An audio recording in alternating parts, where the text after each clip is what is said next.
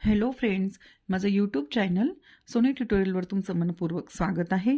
आज आपण SYBA SOC 222 सामाजिक आणि परिवर्तन आणि सामाजिक चळवळी ह्या छोटी नोटबुक्समधून आपण प्रश्नोत्तर बघणार आहोत. त्याआधी तुम्ही माझ्या चॅनलवर जर नवीन असणार तर चॅनल सबस्क्राईब करा. सबस्क्राईब केल्याने मला आणखी व्हिडिओ बनवायला प्रोत्साहन मिळते आणि तुम्हाला सर्वात आधी व्हिडिओचे नोटिफिकेशन मिळते. व्हिडिओला लाईक करा आणि जास्तीत जास्त गरजू विद्यार्थ्यांपर्यंत शेअर करा. तर चला आपण प्रश्न उत्तर बघू. तुम्हाला जे मोठे बुक्स मिळतात ते तुम्हाला कॉलेजकडून मिळतात, पण हे जे छोटे बुक्स आहेत प्रश्नोत्तराचे ते तुम्हाला कोणत्याही पुस्तकाच्या बुकशॉपमध्ये मिळून जातील. घटक क्रमांक 1, औद्योगिकीकरण. खालील प्रश्नाची उत्तरे 75 ते 100 शब्दात लिहा. भारतातील औद्योगिकीकरणाचा विकास कसा झाला किंवा भारतात औद्योगिकीकरणाची सुरुवात कशी झाली? याचं उत्तर अशा प्रकारे आहे की भारतात औद्योगिकीकरणाला 19व्या शतकात प्रारंभ झाला. 1854 साली मुंबईत पहिली कापड गिरणी सुरू झाली. 1855 साली कलकत्त्याला तागाची गिरणी सुरू झाली. त्यानंतर झपाट्याने औद्योगिकीकरणाची प्रक्रिया वाढत गेली. 1911 साली जमशेदपूरला टाटाचा पोलाद कारखाना सुरू झाला. पुढे कोळसा, पाणी, सिमेंट, रसायने, साखर तसेच सायकली, शिवणयंत्रे, डिझेल इंजिने इत्यादी उद्योग सुरू होऊन भारतात हस्तकला आणि ग्रामोद्योगाची पिछेहाट होऊन कारखान्याची वाढ होत गेली. 1920 नंतर भारतातील मद्रास, म्हैसूर, अहमदाबाद इत्यादी शहरात कापड गिरण्या निघाल्या. 1919 साली 1946 दशलक्ष वार कापड निर्माण होत होते. तेच 1939 साली 16 दशलक्ष वार इतकी झाली. तर 1951 साली 474 कोटी मीटर इतकी झाले. पोलाद उत्पादनाबाबतही तसेच म्हणता येईल. 1911 साली प्रारंभीच्या काळात 13 लाख टन सरासरी पोलाद उत्पादन होत होते. तेच 1939 पर्यंत 40 लाख टनापर्यंत पोहोचले. तर 2000 सालापर्यंत पोलाद उत्पादन 75 कोटी टनापर्यंत नेण्याचे उद्दिष्ट ठरविण्यात आले. स्वातंत्र्योत्तर काळात लोखंड, पोलाद, रसायने, खते, अवजड अभियांत्रिकी वस्तू, यंत्रसाधने, रेल्वे इंजिने, अवजड विद्युत साधने तसेच ॲल्युमिनियम व पेट्रोल शुद्धीकरणासारखी अनेक पायाभूत उद्योग सुरू झालेत. त्याचबरोबर अनेक सेवा उद्योगही सुरू झालेत. अशा रीतीने भारत हा जरी कृषीप्रधान देश असला तरी भारतात औद्योगिकीकरणाची प्रक्रिया जलद गतीने घडू लागली आहे. आज आपण पारंपरिक अर्थव्यवस्थेकडून विकसित अर्थव्यवस्थेत रूपांतर होणाऱ्या कालखंडात म्हणजेच संक्रमण कालखंडात आहोत.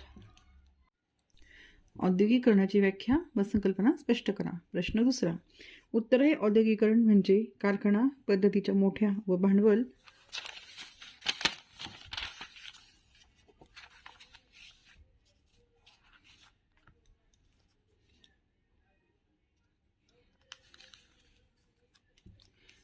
प्रधान उद्योगाचा विकास अशी करता येईल. मायकेल मन याने औद्योगिकीकरणाची संकल्पना वेगळ्या पद्धतीने मांडली आहे. ती अशी: सर्वसाधारणपणे उत्पादन प्रक्रियेत व व्यापार क्षेत्रात यंत्रनिर्मित वस्तूचे प्रमाण वाढत जाते तेव्हा पूर्वीच्या कृषीप्रधान अर्थव्यवस्थेची जागा औद्योगिक अर्थव्यवस्था घेऊ लागते. कृषी क्षेत्रात काम करणाऱ्यांची संख्या कमी होत जाऊन कारखान्यात काम करणाऱ्यांची संख्या वाढत जाते. अधिक व्यापक अर्थाने औद्योगिकीकरण ही संज्ञा आधुनिकीकरण या अर्थाने वापरली जाते. पुढचा प्रश्न आहे तिसरा. औद्योगिकीकरण प्रक्रियेत 3 ठळक वैशिष्ट्ये लिहा. उत्पादकतेचे व्यवस्थापन, व्यावसायिक गतिक्षमता, लोकसंख्येतील बदल. उत्पादकतेचे व्यवस्थापन: यंत्र आणि विजेच्या साहाय्याने माणसाची उत्पादक क्षमता वाढवली जाते. त्यामुळे एक माणूस अनेक जणांचे काम करू शकतो. माणसाचा जास्तीत जास्त वेळ यंत्रासोबत जातो, त्यामुळे इतर कामाबरोबर त्याचे संबंध यांत्रिक व कामापुरतेच मर्यादित होतात. व्यवस्थापन हे उद्योगातील तांत्रिक प्रगतीवर अवलंबून असते. उद्योग प्रक्रियेत बाष्पाची जागा विद्युत शक्तीने घेतली. पुढे अणुशक्तीचा वापर होऊ लागला. हल्ली संगणकाचा वापर मोठ्या प्रमाणावर होऊ लागला आहे. उद्योगात वेगवेगळ्या लोकांचे व यंत्राचे कसब एकत्र आणून संयुक्तपणे उत्पादन प्रक्रिया घडवून आणावी लागते. यासाठी फार मोठे व्यवस्थापन कौशल्य लागते. हे व्यवस्थापन विशिष्ट स्थान व त्याच्याशी निगडीत दर्जा व भूमिका यावर आधारित असते. पुढचं टॉपिक आहे त्याच्यातला व्यावसायिक गतिक्षमता. औद्योगिकीकरणामुळे औद्योगिक कामगार हा एक नवीन वर्ग निर्माण झाला आहे. तर तो यंत्र हाताळण्याची कसब आत्मसात करतो. नियमबद्ध दर्जा व भूमिकेवर आधारित विशिष्ट स्थान याचा परिणाम त्याच्यावर होतो. कामगार आपल्या कसब व अनुभवाचा फायदा करून घेत एका कारखान्यातून जास्त पगाराच्या ठिकाणी दुसऱ्या कारखान्यात सहज जाऊ शकतो.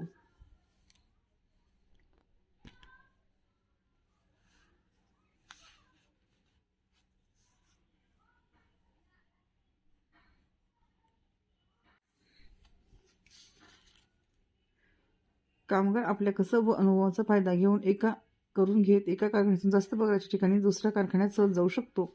Internal mobility. तसंच वरच्या मुद्द्यावर जाऊ शकतो. अपवर्ड मोबिलिटी म्हणजेच कामगार एका ठिकाणी बांधील नसतो. कामगाराचा नोकरी बदलण्याचा वेग हा त्या समाजातील औद्योगिकरणाच्या वेगाशी संबंधित असतो. जसजसा समाज औद्योगिकदृष्ट्या प्रगत होतो तसतसा कामगाराच्या उत्पन्नाचा व खर्चाचा वाटा कमी होत जातो व धनसंचय करण्याची ताकद सेव्हिंग्स वाढते आणि औद्योगिकरणाचा वेगही वाढतो. लोकसंख्येतील बदल. औद्योगिक शहरात लोकसंख्या वाढ ही प्रामुख्याने ग्रामीण भागातून शहराकडे धाव घेणाऱ्या व्यक्तीमुळे होते. थोडक्यात स्थलांतर. मिग्रेशन हे लोकसंख्या वाढीचे महत्त्वाचे कारण असू शकते. काम मिळवण्यासाठी पुरुष शहरात स्थलांतर करतात.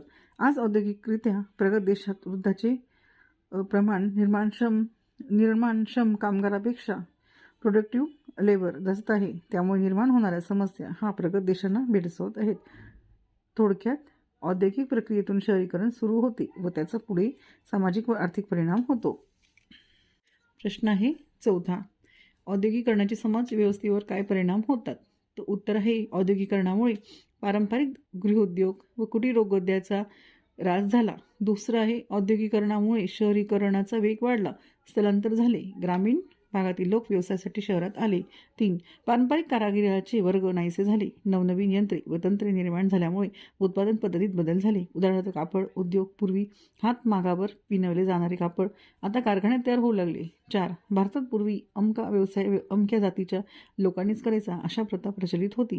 परंतु यंत्रामुळे नवनवीन उद्योग व व्यवसाय निर्माण झाले व त्याचा अंगीकार निरनिराळ्या जाती जमातीच्या लोकांनी केला.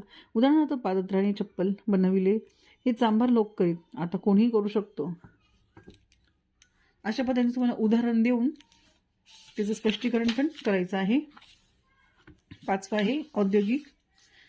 त्यातलाच 5वा मुद्दा आहे औद्योगिक समाजात व्यक्तीचे स्थान, तिचा दर्जा, व्यवसाय, शिक्षण, कौशल्य व संदर्भात निश्चित केला जातो. जात, धर्म, वंश इत्यादीच्या आधारे व्यक्तीला मिळणाऱ्या सामाजिक दर्जाला औद्योगिक समाजात स्थान कमी होऊ लागले आहे. त्याचा परिणाम सामाजिक स्तरीकरणावर होऊ लागला आहे. 6. औद्योगिकरणामुळे स्त्रियांना रोजगाराच्या संधी उपलब्ध झाल्या, त्यामुळे स्त्रिया आर्थिकदृष्ट्या स्वावलंबी व स्वतंत्र होऊ लागल्या. 7. औद्योगिकरणामुळे कृषी अर्थव्यवस्थेच्या बरोबर उद्योगप्रधान अर्थव्यवस्था अस्तित्वात आली. भांडवलदार व कामगार वर्ग निर्माण झाले. त्यातूनच कामगाराची पिळवणूक, विरुद्ध कामगाराची लढाई, कामगार संघटना व चळवळी, कामगार कल्याण योजना इत्यादी बाबी निर्माण झाल्या. 8. औद्योगिक व्यक्तीला व्यवसायासाठी बाहेर जावे लागते. कुटुंबाचा त्याच्या कार्यात काही सहभाग नसतो.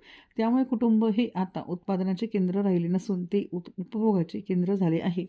9. औद्योगिक समाजात उत्पादनामुळे अधिक संपत्ती निर्माण होते. त्याचा फायदा समाजात चांगली आरोग्यसेवा, शिक्षण व्यवस्था, कल्याणकारी योजना, वाहतूक व्यवस्था इत्यादी गोष्टी नीटपणे राबवता येतात. 10. औद्योगिकरणाचा परिणाम शिक्षण व्यवस्थेवर होतो. तंत्रज्ञ शास्त्रज्ञ विशेष कौशल्ये संपादन केलेल्या व्यक्तीची जरुरी असते. त्यासाठी शिक्षण संस्था स्थापित केलेल्या असतात. अशा प्रकारचे परिणाम औद्योगिकरणामुळे समाजावर होतात. पुढचा प्रश्न आहे 5. औद्योगिकरण सुकर व जलद होण्यासाठी कोणता मार्ग अनुसरावा? विविध मतप्रवाह लिहा. उत्तर आहे समानता व भिन्नता. इनक्लेस आणि बाउअर यांच्या मते सर्व औद्योगिकरणामुळे देशात स्थूल मानाने सारखेपणा दिसून येतो. प्रगत समाजाच्या एकच संकल्पनेची छाप ह्या सर्व देशात आढळते.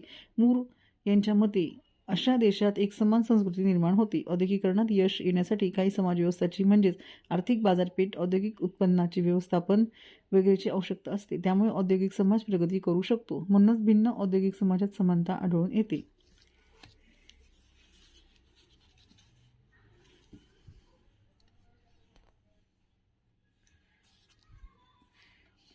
ब्लूमर ब्लमर यांच्या मते औद्योगिकरण व सामाजिक बदल यांचा परस्पर संबंध नसतो. स्मेल्सर या शास्त्रज्ञाच्या मते व्यक्ती तितक्या प्रकृती ह्या न्यायाने प्रत्येक समाज हा दुसऱ्या कोणत्याही समाजापेक्षा भिन्न असतो. त्यामुळे या भिन्न समाजातले बदल सुद्धा भिन्नच असतात. म्हणून या बदलात समानता शोधणे चूक आहे. यंत्रणाची नैतिकता.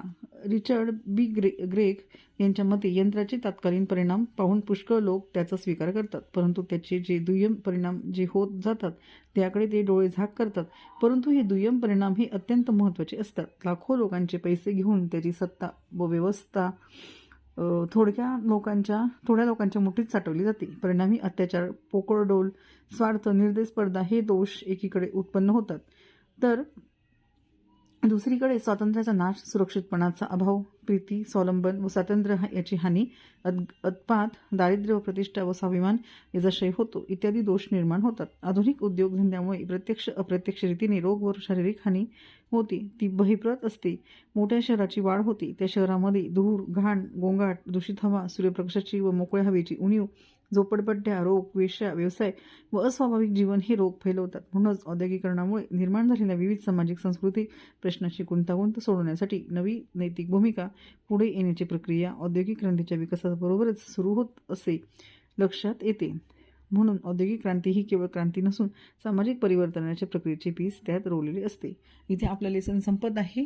त्याचे प्रश्नोत्तर आपण मनाच्या भाषेत सहजरित्या लिहू शकतो. तर परीक्षेच्या वेळेस आपल्याला मनाच्या भाषेत उत्तरं लिहायची आहे, कॉपी करायची नाही आहे. कारण मनाच्या भाषेमध्ये आपल्याला जास्तीत जास्त मार्क्स मिळतात आणि आपण जास्तीत जास्त व्यवस्थित पेपर लिहू शकतो.